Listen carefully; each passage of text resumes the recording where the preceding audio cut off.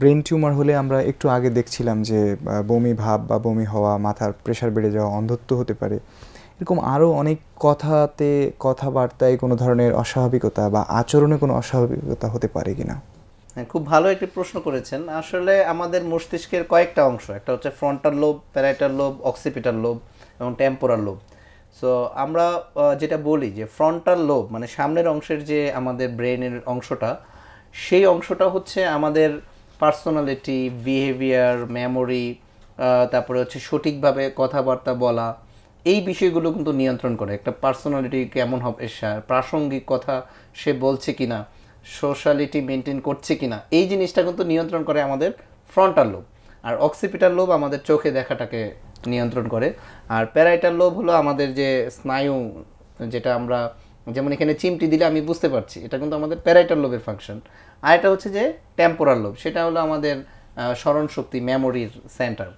So frontal লোবের কাছাকাছি যদি কোনো টিউমার হয়, তখন দেখা যায় যে এই ধরনের রোগীরা একদিকে যেমন চোখে দেখার সমস্যা, সঙ্গে সঙ্গে আবার ইরেলিভেন্ট টকিং আমরা বলি, অপ্রাসঙ্গিক কথা বলা। হঠাৎ করে যদি এরকম রোগীরা এসে বলতেছে তার আত্মীয় স্বজনরা যে আমার রোগী তো ভালো ছিল, গত 3-4 মাস ধরে সে এলোমেলো কথা বলতেছে, মারতে আসতেছে, তারপরে হচ্ছে গালাগালি করছে, যেটা সে আগে এরকম অসংলগ্ন ব্যবহার করতো না, এখন সেটা করছে, এই ধরনের সিমটম নিয়েও আমাদের কাছে আসতে পারে। অনেক সময় এই রোগীরা সাইকিয়াট্রি, যারা মনোরোগ বিশেষজ্ঞ, তাদের কাছে যান, তারা পরবর্তীতে এমআরআই করে বুঝতে পারে যে ব্রেন টিউমার, তখন আবার আমাদের নিউরোসার্জনের কাছে রেফার করে দেন। সো এরকমই একটা পেশেন্ট আমি যদি আপনাকে দেখাই, এটাকে বলে অলফ্যাক্টরি গ্রুপ মেনিনজিওমা।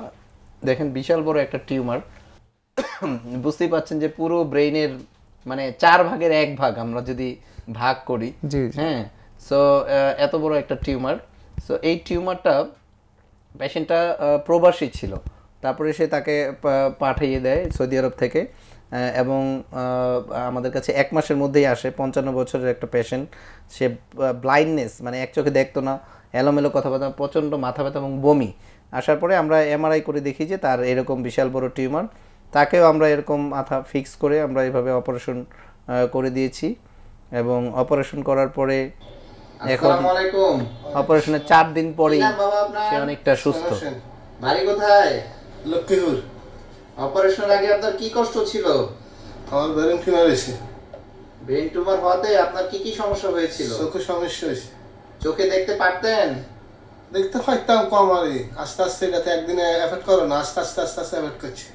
তারপরে কি একেবারেই দেখতে পারতেন না? না, আর সময় তো পুরাই গ্যারাজ করে খেলাইছি এটারে। আচ্ছা, আর কি সমস্যা ছিল চোখে দেখা ছাড়া? আর অন্য কোনো সমস্যা নেই। অন্য কোনো সমস্যা ছিল না? না। আচ্ছা, এই চোখটা একটু বন্ধ করেন তো।